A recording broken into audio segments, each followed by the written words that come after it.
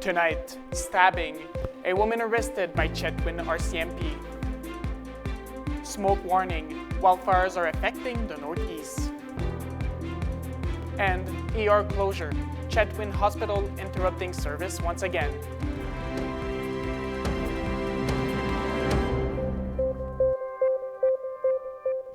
Good evening and thank you for joining us. We begin tonight with the arrest of a female after a stabbing in Fort St. John last week. The Fort St. John RCMP has received more information on the incident since we last reported on it Friday. The suspect is 28-year-old Kayla Breeze Trudeau. She was taken into custody after a male was stabbed in the chest in a parking lot near 99 Avenue and 100th Street. Police say the suspect and the victim knew each other. Trudeau was arrested within 10 minutes of the initial call to the RCMP. She was charged with assault with a weapon, assault causing bodily harm, and possession of a weapon for a dangerous purpose. Montes says there is no ongoing risk to public after the incident. Environment Canada has issued a special air quality statement across the Peace region and the Fort Nelson area. According to the Ministry of Environment and Parks, the smoke seen over the last long weekend comes from up north. Over the weekend especially, there was a large pulse of smoke that was pushed down from the Northwest Territories, and we had some weather that pushed all that smoke south along the east side of the Rockies. King is expecting the smoke to clear out in the south regions tonight and tomorrow. He says the region is not currently affected by the smoke out of the wildfires south of the province, but he mentions that later in the week, smoke coming from the central Cariboo may be pushed northeast. The province says there's currently 28 out-of-control fires in the Cariboo region and 167 active wildfires across BC.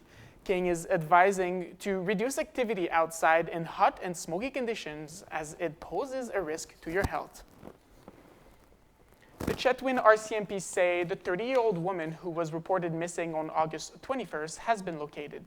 CJDC-TV News reported Harmony Brown Desjardins has gone missing after claiming to be assaulted. Mounties say she has gone missing after heading to the local hospital. At the time, police believe she could have been in contact with family and friends through social media. The RCMP now says she has been located and is safe and sound. They didn't provide any information on her whereabouts when she was found. Mounties are taking the public's assistant to locate Brown Desjardins. The Chetwynd Hospital had another emergency room closure this morning. This time, Northern Health didn't provide a reason for the service interruption. Northern Health was expecting the ER to reopen at 1 this afternoon. The Chetwynd Hospital has seen the biggest drop in closures of any of the full-service hospitals in the region in the first 6 months of this year. Over that period, the emergency department closed 14 times compared to 39 in 2024. Northern Health says residents in need of life-saving medical care are transported to nearest available hospital after an ER closure. The BC Centre for Disease Control confirming 6 new cases of measles across the province for a total of 239. This time, health officials say the Fraser Health region has seen the largest increase of cases with 4. They say Northern Health and Interior Health added 1 measles case each to their total. Northern Health says there's 171 confirmed cases in the region and 1 is considered active. The BC CDC say 88% of cases come from people not vaccinated against the virus. They continue to say that immunization is the best way to fight measles. As kids head back to school, a new report is sounding the alarm that the risks to their well-being are on the rise. The Raising Canada report says more than 70% of kids between 12 and 17 experienced bullying in the last year. As well, more than 13% were living in poverty by the end of 2024, the highest level the country has seen since 2017. Additionally, while 71% of teachers report they're acting to prevent bullying, only 25% of students feel supported by teachers at schools. Other threats to youth outlined in the report include childhood mistreatment, vaccine-preventable illnesses, racism, and climate change. It's also the first day of school for students in Alberta. However, the usual excitement is tempered by the ongoing labor dispute between the province and the teachers' union. Late Friday afternoon, the provincial bargaining team voted in favor of a lockout. It's now waiting for approval from the Alberta Relations Labour Board. A document obtained by CTV says the Teachers Employer Bargaining Association, better known as TEBA, voted 47-13 for the lockout. It says the vote provides the employer the right to lock out employees, and TEBA would only use it in reaction if the Alberta Teachers Association decides to strike. Negotiations between the two sides fell apart last week. The federal jobs minister announced new funding today aimed at helping young people succeed in the economy of the future. The Government of Canada is announcing that we're investing $26.1 million in 6 new projects under ESDC's Youth Employment and Skills Strategy. And these projects will bring together service providers, employers, and youth to better match the skills and talents that young people have with the needs of employers that are seeking that talent. Each of the 6 projects has a different theme. A major focus will be streamlining skills training with the needs that industries and technologies require. The minister says there is no single reason for the increase in youth unemployment, but calls it concerning. Picket lines started going up outside of public sector offices and businesses this morning as members of the BC General Employees Union take strike action. What our members are fighting for is a wage that they can meets the needs of the cost of living that we've seen go up in this province. And so, this is something that benefits all British Columbians in one form or another. The union boasts about 34,000 members ranging from health and education to government liquor stores and social service facilities. Those workers include wildland firefighters, correctional officers, sheriffs, liquor and cannabis retail and distribution staff, social workers, administrative professionals, and other government employees. Members are seeking a 4% wage increase in the first year of a new contract and a 4.25% increase the year after. For many battling addiction, recovery doesn't end when treatment does. In BC, supportive housing is stepping in to fill the gap. Penny Daflos has more in part 4 of her series. Whether it's a home in the sky or one with a yard, most of us take for granted that we have a safe, clean place to call home. So imagine completing months of drug treatment with nowhere to go. Recovery does not end when you are discharged from a treatment program. That is the most vulnerable place and time for many people. That's why there's been an increasing emphasis on supportive housing with healthcare, social workers, art programs, and sometimes meals. We're here really to help support our tenants kind of with their day-to-day and really with their goals. And that could be anything from appointment reminders to someone's goal to get back into the workforce. That really is such a vital step that really can help either set them off in a continued strong trajectory or unfortunately reverse many of that progress. Some require more supervision and even relearning life skills after years living on the street. I was a heroin addict, a crystal meth user. And are turning their lives around thanks to those programs. I had a lot of struggles in my time, and I made it. Whether poor and on their own or employed with family support, recovery is a lifelong challenge. The simplification of saying, hey, go to treatment, that'll change everything. Well, I mean, I got off drugs all the time, but what I couldn't get over was, how I viewed myself as a person, and I needed some clinical counseling to get over that. Guy Felicella now travels the world sharing his story overcoming drug addiction and living on Vancouver's downtown east side. There's a lot of people down here that are trying. And points out any one of us can lend a helping hand, whether it's with a job offer or a leg up for those in recovery. There's a tremendous amount of shame that comes with that. And we don't need to be beating up on people when they're already beating up on themselves. BC's healthcare system has changed to accept that relapse is likely. We absolutely are building the system so that people are welcome to come back really as many times as it takes. Recognition that substance use disorder is a chronically relapsing condition means there's far less zero-tolerance housing. While that's generated its own controversy, advocates point out holding someone to an impossible standard isn't helpful, particularly if they've gotten their lives back on track and could be derailed by losing their home. Penny Daflos, CTV News, Vancouver. MPs will return to the House in 2 weeks. It's the first time Prime Minister Mark Carney will face off with Conservative leader Pierre Poilievre since the election. Here's CTV's Colton Prell on what to expect.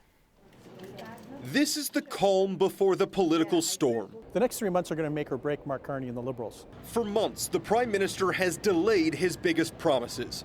Canada's nation-building projects to be announced in the fall. A federal budget not coming until October. Now, with Parliament back in just 2 weeks, sources tell CTV News Mark Carney will meet with both his cabinet and his caucus to prepare. I think the message will be, keep your focus where it ought to be focused. That is on economic opportunity, that is on building, that is on delivering, and that is on jobs and growth. But it won't just be the Liberal Party Carney has to answer to. For the first time, he'll face questions from Pierre Poilievre in the House of Commons.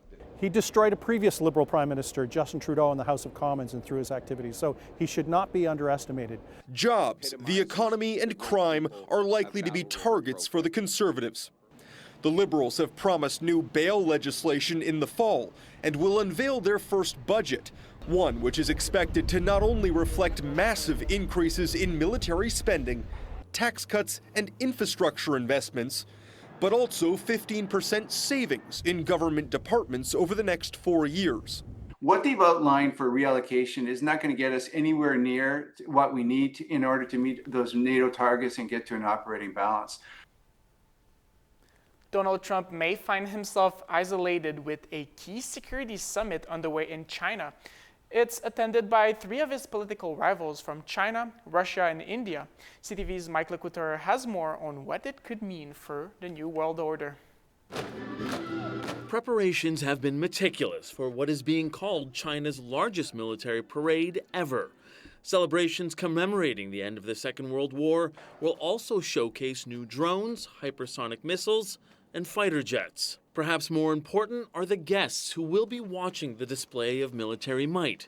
Kim Jong-un arrived on his armored train, a rare foreign trip for the North Korean leader. Xi Jinping has been promoting this idea since 2017 that China will become the new global hegemon in what he refers to as the community of the common destiny of mankind. Kim is expected to stand shoulder to shoulder at the ceremony with Russia's president. Vladimir Putin has been attending 2 days of meetings where China's president praised the two countries' lasting good neighborly friendship. President Xi also talked about establishing a model of mutually beneficial cooperation and win-win relations between major powers. I think Xi is succeeding in presenting an alternative to the multilateral rules-based order that we've lived under for the last 80 years. That summit included Narendra Modi, the Prime Minister of India, a country dealing with 50% tariffs from the U.S. And some believe China is trying to take advantage of the current global climate. China is putting on a strong display of strength and is making itself out to be a responsible stakeholder in global affairs. President Donald Trump was asked about Russia and China forming an axis against the U.S. He says he's not concerned at all about it. We've also got our eyes on the tariff situation and what it means for Canada now that a U.S. federal appeals court has thrown much of Donald Trump's tariff strategy into uncertainty. Here's CTV's Rachel Aiello on where things stand now that September is here.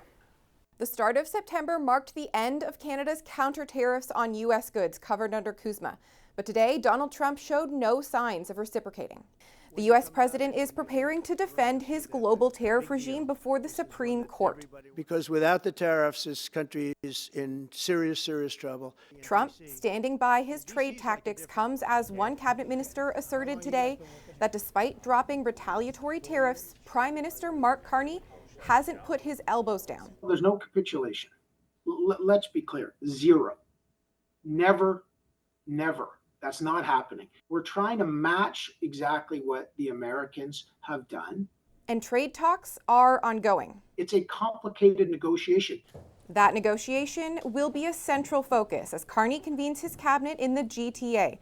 Starting tomorrow, the Prime Minister and his front bench will be planning fall priorities, from preparing for the CUSMA review and supporting tariff-impacted sectors to fast-tracking big projects. To that end, today, Internal Trade Minister Chrystia Freeland hosted a Made in Canada summit at a Hamilton steel plant to try and generate domestic investment in major transportation projects. Rachel Aiello, CTV News, Ottawa. And finally, the summer travel season has not been so kind to our neighbors south of the border. International travel to the U.S. is down, with tourists turning to other destinations for their getaways. They're doing some planning, but they're not booking anything because I think everyone realizes that things could change at any moment. The tariff deal could go through, maybe the tariffs end. We've seen what's going on in the courts in the US. So I think Canadians are just keeping their options open and planning multiple trips, but they'll wait to decide to book their flights and hotels. The World Travel and Tourism Council projects the U.S. to be the only country out of the nearly 200 it studies where foreign visitor spending will fall in 2025. Some experts suggest international arrivals to the U.S. could decline by as much as 8.2%. Stay tuned, we'll be right back with weather.